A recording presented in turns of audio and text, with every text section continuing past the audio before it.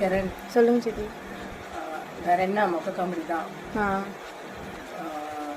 ஒரு கப்பல்ஸ் வந்து வீடு வாங்கியிருப்பாங்க. ஆ சரியா, வீடு வாங்கினா என்ன பண்ணுவோம் Kiran? House warming. House warming பண்ணுவோம், பால் காய்ச்சுவோம்.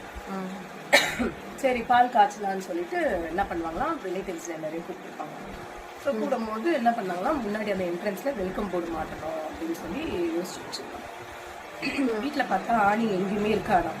ஸோ உடனே கடகடன் என்ன பண்ணுவாங்களோ, அவங்க ஹஸ்பண்டை வெளியே கூட்டிகிட்டு வந்து சேர் போட்டு உட்கார வச்சு அதில் வெல்கம் போர்டு அவருக்கு விரலில் மாட்டிடுவாங்க. ஏன் ஏன் ஏன் தெரியல. ஏன்னா அவருக்கு ஆணி காலம், அதனால அப்படி பண்ணாங்க. சரி, ஓகே, வசனத்துக்கு போலாமா? சங்கீதம் 32:8. நான் உனக்கு போதித்து நீ நடக்க வேண்டிய வழியை உனக்கு காட்டுவேன், உன்மேல் என் கண்ணை வைத்து உனக்கு ஆலோசனை பண்ணுவேன். திருப்பி சொல்றேன். நான் உனக்கு போதித்து நீ நடக்க வேண்டிய வழியை உனக்கு காட்டுவேன், உன்மேல் என் கண்ணை வைத்து உனக்கு ஆலோசனை செய்வேன். சங்கீதம் 32:8.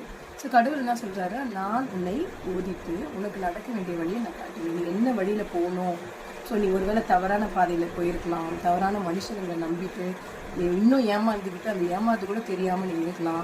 ஸோ கடவுள்கிட்ட நீங்கள் ப்ரேயர் பண்ணிங்கன்னா நீங்கள் என்ன வழியில் நடக்கணுன்றது உங்களுக்கு கடவுள் சொல்லுவார். கடவுள் வந்து டைரெக்டாக சொல்ல மாட்டார், மெசேஜ் மூலியமாகவும். நீங்கள் யூடியூப்பை பார்க்குறீங்க, இப்போ இருக்கிற காலகட்டத்தில் எல்லாருமே மீடியாவில் வந்து ஆக்டிவாக இருக்கீங்க. ஸோ இன்ஸ்டாகிராம்லேயோ யூடியூப்லையோ உங்களுக்கு வர மெசேஜ் நிறைய பேர் போஸ்ட் பண்ணியிருப்பாங்க. அந்த மெசேஜ் உங்களுக்கு பேசும். ஸோ எந்த வழியில் நடக்கணும், எப்படி போகணுன்றது உங்களுக்கு காட்டுவாங்க. அது மட்டும் இல்லை, உங்களுக்கு வழியை காமிச்சு கொடுத்துட்டு அவருடைய கண்கள் உங்கள் மேலேயே இருக்குமா.